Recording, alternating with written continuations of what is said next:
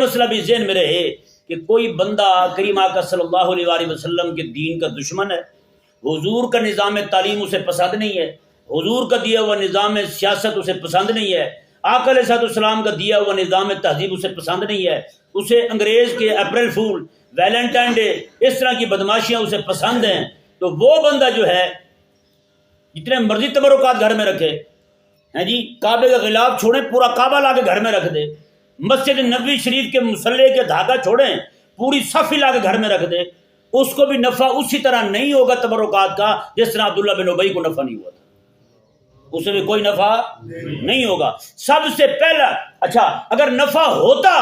تو عبداللہ بن ابی تو پھر جنت البقیع میں پڑا ہوا ہے، کہاں پہ دفن ہے عبداللہ بن ابی؟ جنت البقیع میں دفن ہے، تو بتائیں نفع ہوگا اسے؟